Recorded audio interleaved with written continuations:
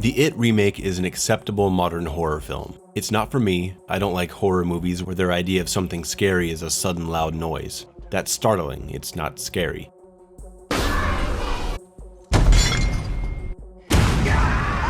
It's popcorn horror, and that's fine. It has its market. We need popcorn horror films like we need popcorn action films. And compared to the other trash out there like Unfriended and The Bye Bye Man, the It remake should be commended for how solidly put together it is. It's like it was made by talented people who actually care. It relies too much on cheap horror tricks and computer animated effects. They even had to put CG glowing eyes in the opening horror scene. Takes me right out of the moment. Aside from that stuff, my main issues come from the portrayal of Pennywise and in how absent the heart of the story is. I grew up with the original TV movie, but I'm not here to tell you how it's a great movie. It's horribly dated and nearly unwatchable at this point. The music is cheesy, the camera work is generally flat, and yes, the spider at the end is embarrassing. But the character stuff is still really good, and some of the horror sequences are still quite effective. The doctor scene with adult Eddie is pretty unnerving. Mr. Keene, get out of Derry while you still can. The balloons splattering blood on the faces of people who don't notice is really well done.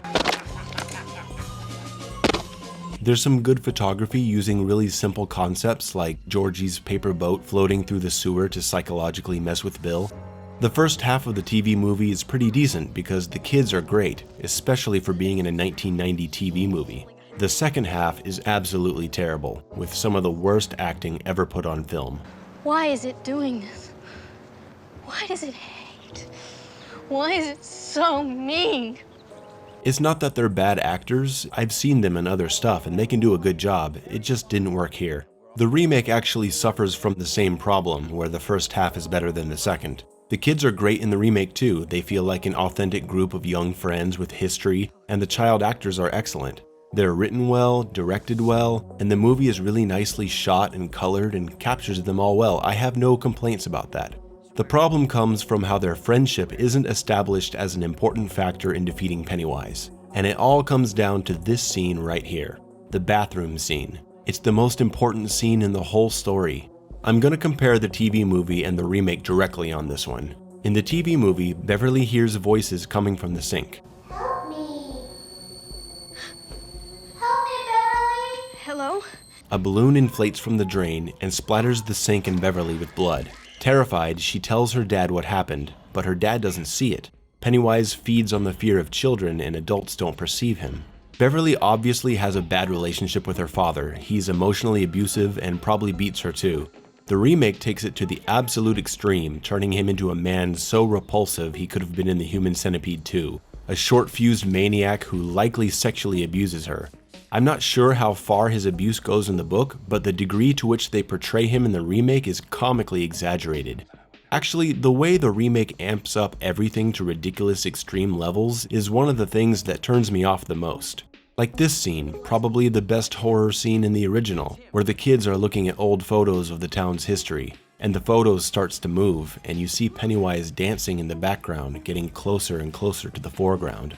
The kids look on in terror, and Pennywise lets out a monstrous growl. He climbs up to the front of the image and delivers one of the most terrifying speeches in movie history. I'll kill you all. I'll drive you crazy and I'll kill you all. I'm every nightmare you ever had. I am your worst dream come true. I'm everything you ever were afraid of.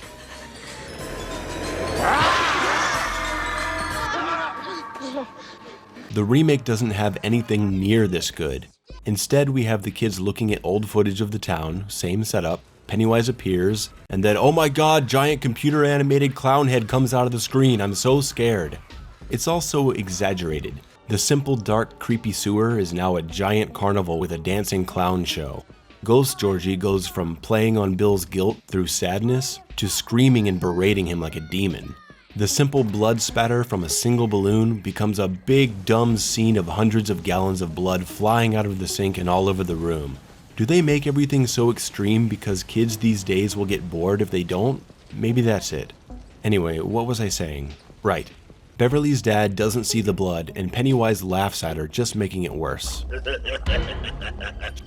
Say hello to your friends, Beverly. Die if you try to fight us. You'll die if you try. You'll die if you try to fight us, Beverly. You'll die if you try. You'll die if you try. She spends hours scrubbing the blood stain from the sink, and when she's finally done, she turns back and all the blood is back. In her desperation, she invites her friends over to see if they can see the blood too. And then, because they cleaned it up together as friends, the blood never comes back. And after we cleaned it up, the blood never came back. Forget the bad 90s TV acting, and pay attention to the themes they're establishing. There's a very clear message here. The power of their friendship, united, makes them strong against Pennywise's power. It's amazing how badly the remake screws this up. In the remake, the bathroom gets bloodied, the father can't see it, and Beverly goes directly to inviting the boys over to see if they can, and then they all clean it up together. Let's put aside the fact that the extreme level of blood in the bathroom would have been impossible to clean up, that if it's blood in the ceiling, it's not going to come out from scrubbing it. It's going to be soaked in at this point, isn't it? I don't know enough about blood to say for sure, but there's no way that this isn't going to take all day, and not half an hour or whatever it takes. Putting that aside, did you notice what part of the sequence is missing? The part where Beverly cleans up the blood by herself first, and the blood comes back immediately. That doesn't happen in the remake, so the scene is now thematically pointless. The fact that it doesn't come back isn't mentioned because that fact isn't special. There's no contrast against it having come back before. Do I have to spell this out? I feel like I do. The fact that Beverly fails at cleaning it up alone, but succeeds at cleaning it up with her friends, establishes the very important point that their friendship is powerful against the creature. That's why they're able to fight Pennywise together in the sewer. Near the end of the story, Stan is dead and Mike is in the hospital, and they start to doubt their power because some of their friends are no longer with them. Without the bathroom sequence, they're just friends fighting a monster. There's no context of their friendship actually being a direct counter to Pennywise's abilities. The remake leaves this scene out in one of the greatest cases of missing the point that I've ever seen. Now it's just a scene where they clean up blood and that's it. It only establishes that the adults aren't affected by Pennywise's fear because her father can't see the blood, and that only serves to give the feeling that the kids are alone in the fight, not that their friendship actually means something in the story. Another huge omission is the power of belief.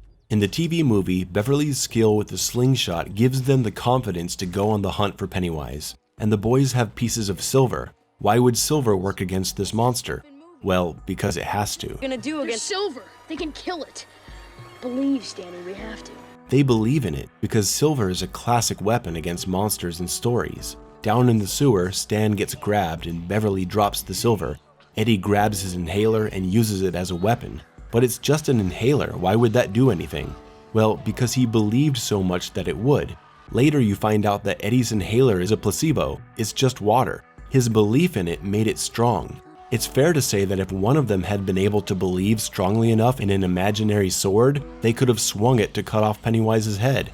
Beverly aims her shot, and sure enough, the silver kills Pennywise. The power of belief in the hands of a group united by the power of friendship slays the creature. There's no scene like this in the remake. They don't go into the sewer fight with any kind of plan, using the power of friendship or believing in the power of silver bullets. They just go in, and Mike has a nail gun. Great. There is a moment when Bill points the gun at Pennywise and Mike says it's not loaded, and the shot still affects Pennywise, even though he recovers immediately, so it's not like it matters. But this moment is so rushed and brushed over that it doesn't really establish anything. It's just like, oh, that was weird, the empty gun affected him. Well, it didn't do much anyway, gotta fight him now. And then they all just beat him up with pipes. How lame. They screwed this up so bad that they actually had to do a kind of panic correction in part 2. They realized they never established the power of belief, so in the final confrontation of part 2, we get a couple of really forced scenes. It kills monsters. Does it? Yeah. If you believe it does. 2 hours and 3 minutes into the second movie, Beverly tells Eddie that this spear kills monsters if you believe it does, when there's been nothing to establish that in either film. Where is Beverly getting this idea from? 2 hours and 24 minutes into the movie, Eddie has to repeat 3 times to himself that the spear kills monsters if you believe it does. This kills monsters. If you believe it does. If you believe it does. If you believe it does. They're trying to pass off this moment as the character trying to reassure himself, but really this scene is only here to drill the concept into the audience's heads at the last minute because they forgot to establish one of the most important elements of the story. So if this movie isn't about the power of belief and it's not about the power of united friendship, what's left? Just a movie about proving you're not scared of the clown monster. Now we gotta move on to Pennywise. Bill Skarsgård did a really good job of portraying the character he was given. The problem is the character itself. The creature that we know as Pennywise is not a clown. It's some kind of alien being or demon or whatever you want to think it is, but it's definitely not a clown monster. The clown persona that he chooses to appear as complements his playful nature, as he likes to toy with his victims. And most importantly, it's because his victims are children. Ask yourself this, if Pennywise were targeting adults, would he appear as a clown? He's a clown as a way of getting children to trust him. That's how he gets Georgie to get close to him in the sewer. He uses his goofy clown appearance to draw children to him, and then his sick hunger for them gets so strong he succumbs to it and starts to drool over the thought of consuming them. This is why the new Pennywise fails so hard. When he appears, he just looks like psycho killer clown monster. Thankfully, there's a scene in part 2 where he actually uses his clown persona to draw in a girl, but he doesn't appear in playful ways like he should. This is what I miss the most about Tim Curry's Pennywise, the way he would show up to tease you in funny clown-style ways, and then slip into something monstrous to scare you, instead of just appearing from nowhere and looking like a psycho from the beginning. They lean way too hard on the clown stuff this time too. Again, he's not a clown. Why do they go down into the sewers and find a giant carnival? Why would he live in a carnival? He's not a clown, he just appears as one, sometimes. Did he manifest the entire carnival into existence right as the kids entered? Maybe he did, but the movie has stumbled over itself so much that this feels awkward. Shifting themes a little bit, I'm no expert on the story and the meanings of it, but the way I always saw it is that he likes to scare kids first, to savor their fear, and cause more and more fear in them until the right time to eat. You all taste so much better when you're afraid. Sometimes he picks a kid at random and then kills them immediately. Sometimes he plays with his food first. But when he appears to them when they're adults, it's for a different reason. He isn't trying to kill them. I think it's because it's harder for him to do so when they're grown up. That's why he gets Henry Bowers to try to kill them. I think when he's appearing to them as adults, it's to try to scare them away from Derry, because Pennywise knows that their friendship is stronger than him. So if he can separate them and scare them enough to leave town, he'll be safe to continue his killing. Pennywise takes many forms in the original and the remake, and the original has its fair share of lame appearances, like the Wolfman and the Mummy, but I'll take that cheesy stuff over a CG monster any day. The original has several scenes where Pennywise appears to them to try to scare them into leaving Derry.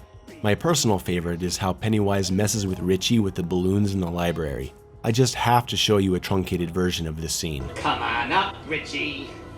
I got a balloon for you. Don't you want a balloon? What's the matter? One balloon, not enough. Try it, bitch!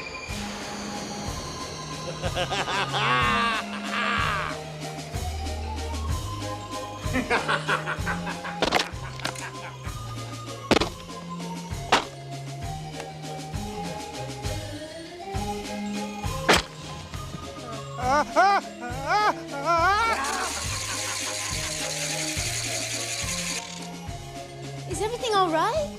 Yes. Last chance, Tasha. Get out before it gets dark tonight. You're too old to stop me. You're all too old. No, Mike Hanlon, if you see... Excuse me, sir. Do you have Prince Albert in a can? You do? Well, you better let the poor guy out. Tell Mike Hanlon that I had to go, that I had to get cleaned up. Tell him. Tell him. Tell him I'll see him tonight. Get out! Man, Tim Curry is just amazing as Pennywise. He's insane. Though that scene is my favorite, the best one is clearly Beverly's visit to her old house. Let's walk through these scenes of the original and the remake and see how one is effective and one is not. Guess which one? So in the original, Beverly goes to her old house when she comes back to Derry, and an old woman answers the door. You must have rung the wrong bell. I was looking for Marsh. Marsh? Yes. There's no Marsh here. Unless... You don't mean Alvin Marsh. Yes, my father. Oh, miss. I hate to be the one to have to tell you this, a stranger, but your father's been dead this last 5 years. She was expecting her father because the name on the house says Marsh, but when she looks at it again, it says Kirsch. It's totally believable that this was her own mistake. She's under a lot of pressure and not thinking clearly. The old woman seems very kind and invites her in. Everything seems perfectly fine. The scene is played straight and not creepy. Beverly goes into the bathroom and suddenly she feels the fear of her memories of the bloody sink incident. Suddenly there's a creepy noise that startles her, but it's short and kind of has a reverb to it, related to her memories of the sink and plumbing. Did you fall asleep in there? It's easy to interpret this sound as something that was probably just a normal sound of the woman calling to her, but it startled her because she was thinking about something traumatizing. At this point, as a viewer, if you've never seen it before and have no idea what to expect, especially as a kid, everything in this place feels totally fine. They sit down for a lovely chat and the old lady is charming, but the way she drinks her tea is incredibly off-putting. And then she smiles. Well, go on, dear. Drink it while it's nice and hot. This is the moment when you feel like something isn't right, and it starts to dawn on you that this old lady is no old lady at all. Beverly sees her tea as blood and drops the cup on the floor. The old woman volunteers to clean it up and then tells her that if she's wise, she'll leave the city. It did say Marsh on the doorbell. If you're wise, you'll run, dear, run. Because to stay will mean worse than your death. Again, this is because Pennywise knows how powerful they are together. He's not trying to kill her. The old woman looks up, and now she has the decaying face of Beverly's abusive father. I worry about you, Bevy. I worry a lot. Beverly escapes and then turns back to see Pennywise mocking her.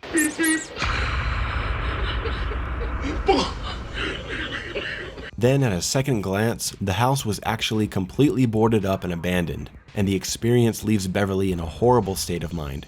This is an excellently assembled sequence. It lulls you into a false sense of security with how believable and friendly the old lady is, and how neutral and non-threatening the environment is. And that makes it all the more effective when the dread starts sinking in. The remake screws this entire sequence up from the very beginning.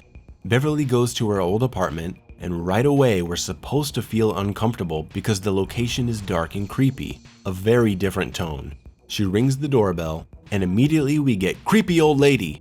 The movie makes it obvious from the beginning that there's something wrong with the old lady, and we already know how Pennywise can take different forms, so it's obvious that she's Pennywise. So all tension has been sabotaged from the start. There's nothing to discover because we already know that the old lady is Pennywise, even though Beverly doesn't. And if the audience already knows what the character doesn't, there's nothing to be scared of. And at the end of this now pointless apartment scene, instead of Pennywise appearing as the haunting image of her father's corpse, we get a computer-animated stretchy leg cartoon monster. Are you kidding me? The reason that Beverly is at the apartment is also a huge problem of the second film. The original 2-part TV movie is 3 hours total. The first part of the remake is 2 hours and 15 minutes, and the second part is 10 minutes shy of 3 hours, for about 5 hours total. That's 3 hours of the adults coming back to Derry to deal with the monster, and there's really not enough material for them to do that. In the original, with an hour and a half for part 2, you can effectively tell the story of them coming back to Derry, reuniting, sharing stories, rekindling romance, dealing with the death of Stan, the encounter with Henry Bowers, and going to kill Pennywise. With 3 hours, there's just not enough for the characters to do. So to take up time, or rather to waste our time, they send everyone on a search for a MacGuffin. If you don't know what a MacGuffin is, it's an item that a story is centered around, commonly something used by lazy writers to artificially extend the length of their stories. For example, our character here, Johnny Bugspray, is on a mission to save the princess. And when he finally arrives at the castle, the wizard tells him, "Oh, I'm afraid you cannot enter this castle until you find the 3 magical stones of blah blah blah blah." So Johnny has to go across the country looking for these objects, having more adventures. The stones themselves have no importance at all to the story, or to Johnny himself. It's just a thing that he has to go get so the story can move forward. MacGuffin is usually used in a negative way, but that's not always the case. Some MacGuffins are central to the plot and lead to fascinating stories. Raiders of the Lost Ark comes to mind. Avengers Infinity War and the Infinity Gems. It can definitely work. MacGuffins are used all the time in video games. Soldier, you gotta go get this thing so you can acquire the magic power, etc. And in video games, it's excusable because it's all about the action. Okay, fine, I'll go get the thing, whatever, as long as there's more bad guys I get to shoot in the process. But when that style of writing is put into actual storytelling, you get movies like Rogue One, where the movie isn't really about anything. It's not about characters growing as people or learning anything. It's just a series of traveling to different planets looking for objects that they need to continue the plot. It's uninteresting. In part 2 of the It remake, when Mike tells them about the ancient ritual to destroy Pennywise, he mentions that each of them has to sacrifice an item that means a lot to them. And I feel like I was the only person in the movie theater that went into a cold sweat panic. I thought, no, this isn't happening. We are not about to watch an hour of 5 different characters individually going to 5 different places looking for 5 items. We need to split up. You each need to find your artifact. Alone. That's important. When you do, meet me at the library tonight. It's so boring and pointless. It's obvious that the writers didn't know what to do and needed a convoluted reason to jam in a bunch of scary Pennywise scenes. The last big screw-up that I want to talk about in the remake is Henry Bowers. I definitely prefer the original's portrayal of him, but I think the remake's kid did a pretty good job too. He's just more extreme, which is to be expected. In both movies, Henry is institutionalized, and when the kids come back as adults, Pennywise calls on him to kill them. In the original, Pennywise's face appears in the moon. It's kinda lame. The remake did it better with the whole balloon popping scene. In the original, Henry escapes, infiltrates the hotel, and stabs Mike in the gut. It's a pretty horrifying scene, really sold by the odd insanity the actor of Henry brings to the scene. The friends save Mike, and Henry gets stabbed with his own knife and dies. But now Mike has been taken out of the equation. He's hospitalized and can't join them in the fight against Pennywise. They are now short Stan and Mike, which makes them feel weak in the power of their friendship. It creates a deeper sense of dread in them. That's the point of the story of Henry Bowers. His actions made them a weaker force by critically injuring Mike. But Pennywise didn't count on Mike having gone back to the sewers as a kid to get the pieces of silver, which he gives to Bill in the hospital. And with that, they believe they still have that childhood magic. These are for him and for Stan. Lucky 7. We're all here now. The remake screws this up so bad it's incomprehensible. Henry escapes, infiltrates the hotel, and he attacks Eddie instead, in a scene that comes across as bizarrely slapstick and comical, after he unexplainably stabs Eddie in the cheek. Because he says it's your time. Eddie stabs Henry, and Henry just stands there. He just stands there, and Eddie slowly slides out and cracks a joke. You should cut that fucking mullet. It's been like 30 years, man. What is this? What's going on? Henry escapes and pulls the knife out of his upper chest. He was stabbed in his lower chest in the scene before. And then he runs away and yells, "One down!" One down! One down? What do you mean 1 down? You stabbed him in the cheek, and he walked out of the room. You're more injured than he is, and you appear to be fine. What's going on? This doesn't make any sense. Henry later appears in the library and attacks Mike, and he completely fails. Mike is not injured at all like he was in the original or in the book. Richie kills Henry, and then it's over. So let's recap. Henry escapes, stabs Eddie in the cheek, runs away, tries to hurt Mike and fails, and then dies. He affects nothing. All the friends are still present for the finale. Henry's role in the story has been reduced to nothing, and nothing would be any different in the story if his character had never existed in the first place. How did this happen? How did the writers miss this? And why did they change it? If he's gonna be utterly pointless, just don't put him in. They didn't even have that scene where Henry's bullying Beverly and her neighbor sees it and ignores it, which adds to the theme that the adults in Derry don't want to accept the horrors in front of them, which increases the feeling of loneliness the kids feel in their fight against Pennywise, putting extra emphasis on the power of their friendship. Even that got left out. So why include Henry Bowers if you're gonna make his presence mean nothing?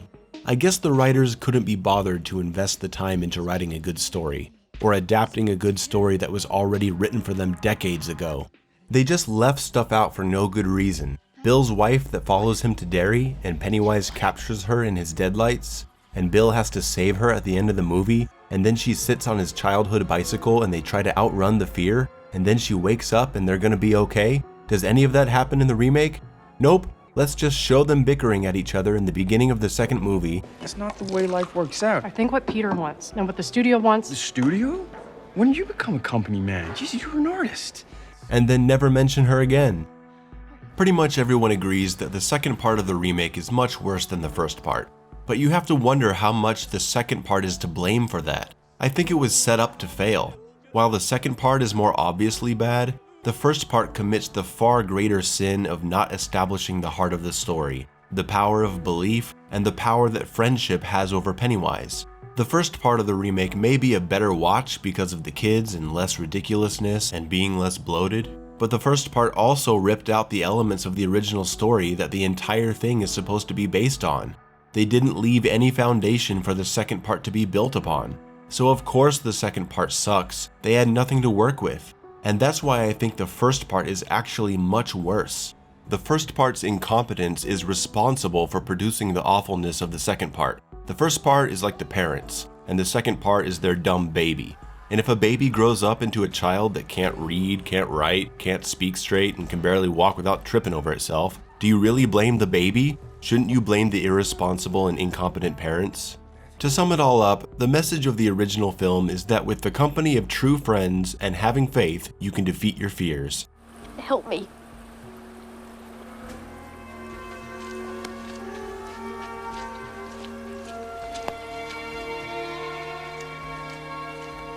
These are for him and for Stan. Lucky 7. We're all here now. The message of the remake is that you should stop being afraid of your enemy and instead make your enemy afraid of you. How inspiring. Now you're the one who's afraid. Because you're gonna starve. There's really nothing more I could say. I suppose I could, but I've gotten bored with this, so I'm just gonna stop it here. The remake of It is definitely better than the original on a technical level, but it's made 30 years after the original, so it better be. It's shot nicely, it has good acting and sets, but that stuff is all superficial. You know how they say don't judge a book by its cover? Well, the It remake has a really gorgeous cover, but open it up and it's just a collection of a toddler's random scribblings. It's kinda like the Resident Evil 3 remake. Better graphics, better controls, but completely misses the point. Thank you for watching. You can subscribe and follow this channel for more content about whatever the hell I feel like talking about. See you in the next video.